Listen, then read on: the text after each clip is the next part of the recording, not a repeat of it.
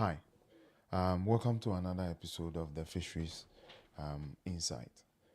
In this episode, I'm going to discuss pollution of fishery waters as part of my series on the Fisheries and Aquaculture Act 2025, Act 1146.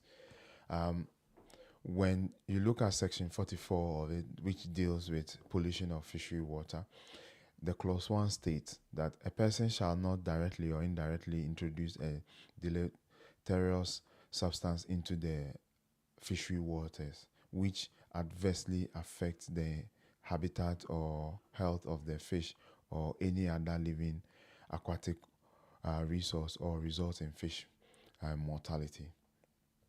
It is something that when you look at the inland area, it used to happen, especially in the marine area where people use DDT, they use carbide, they use all sorts of chemicals in fishing, and the ministry, and I know the ministry and the Fisheries Commission has been clamping down on some of these things because some fishermen feel that when they use those things, they are able to catch the fish. Instead of doing the hard work, they don't want to do it anymore. And because some of them, their reasons for doing that is because they are thinking of, they are saying that their stocks have dwindled and they want to make money.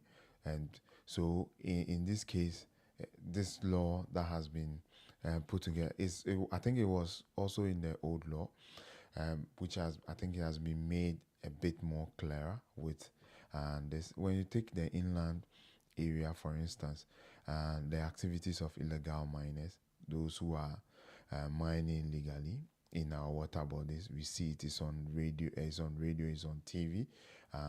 It's not only the inland water bodies, but also I've seen physically sediment and sediment load from the inland areas coming into the estuary, and this has effect on the aquatic organisms because of the activities of these illegal miners.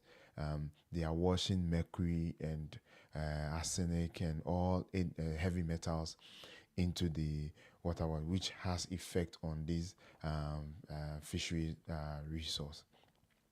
And when you go further, the law has some punishment for people who do that. It says Section 2 of the 44, Clause 2 of the 44 says that a person who contravenes subsection 1 commits an offense and is liable on the summary conviction to a fine of not less than 1,000 penalty unit and not more than 10,000 penalty unit in the case of an inland artisanal fishing vessel, marine artisanal fishing vessel, or a semi-industrial fishing vessel.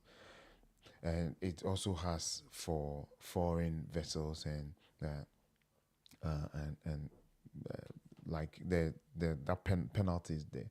So it shows that even as a country, we see that this thing is a very important thing that we need to guard against so that we don't end up destroying the living resources that has been bequeathed to us. And with what is happening currently, people are doing all sorts of things to the environment. People are looking at only the trees and the land, the way the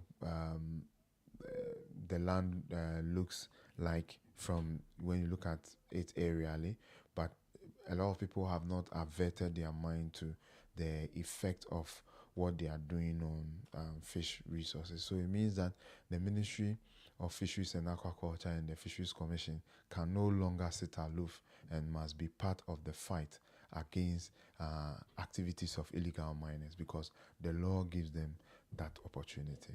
Thank you.